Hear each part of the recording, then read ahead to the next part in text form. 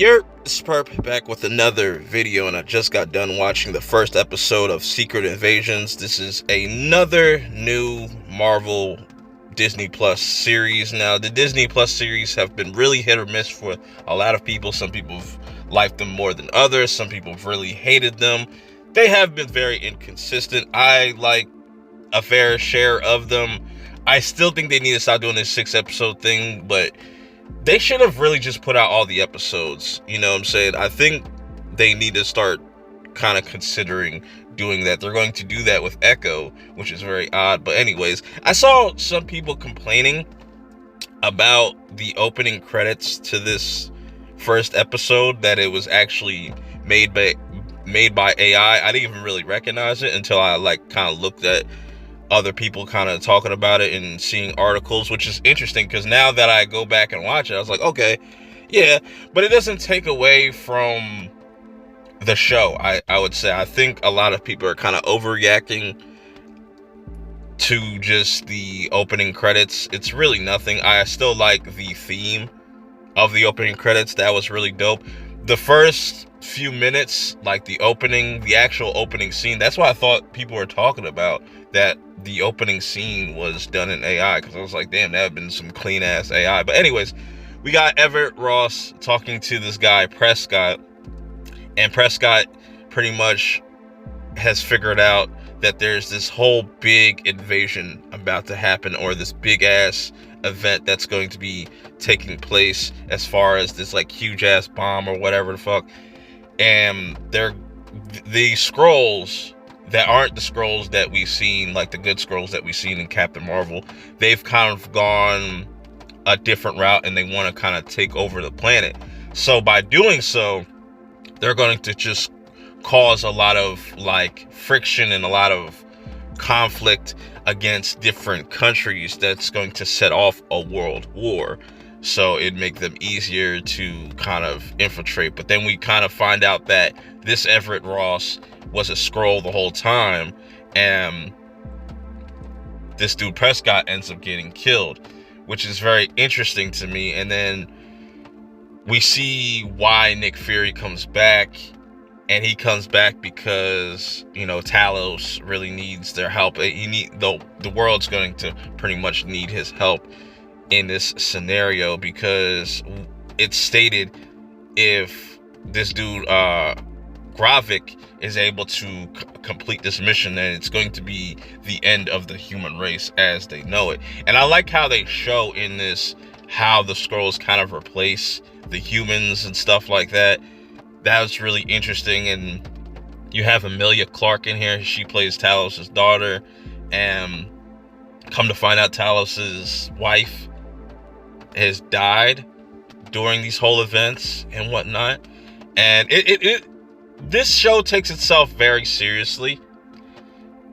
There's like mild humor, you know, when Talos and Fury are kind of having conversations, trying to catch up, talking about like midlife crisis, and the Avengers being Fury's midlife crisis and stuff. That was kind of funny, but that's as far as the humor really goes. And the fact that this takes place in like Russia is interesting. It's a kind of a different setting. We get introduced to new characters like Sonya. She's like this head operative of like MI6 or something like that. So I don't know exactly what they're going to do with her character. And it seems like Emilia Clarke's character, Gaia, I think that's what her name was, is going to kind of be like an inside person within this Skrulls, yeah, that's what they call them, Skrulls. That's like the new kind of thing that they're going for. But Gravis, it definitely makes an impact, figuratively and literally. He's kind of fed up with just the way things have been going with the Skrulls. He doesn't want to take this whole, you know, let's be friends with the humans. No, we need to take over this planet so our race can survive and stuff like that. That's really interesting to me.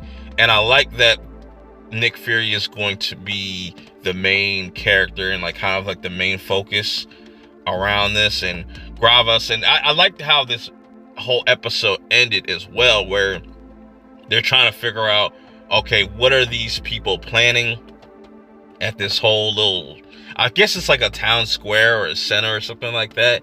And it was really cool how they shot this, where Nick Fury is following this little girl with a ball, and all of a sudden this little girl turns into an old man, and then this old man shifts into an old lady, and then it shifts back into Gravas, and then he immediately lets off this like explosion and kills a bunch of people, and also kills what's her face, I forget the agent's name that's always with Nick Fury or just is around him.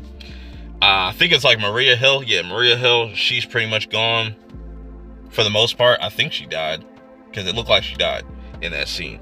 She could have been able to, you know, I don't know. Anyways, that was an interesting way to kind of kick things off. It's a very slow burn of a show, and I can kind of see people being or finding something to complain about, you know, the pacing of the episodes. Or I had no issues with it, because just given what the show is about, it's definitely going to be a much more slow burn. But I like that this show seems to have a more serious tone.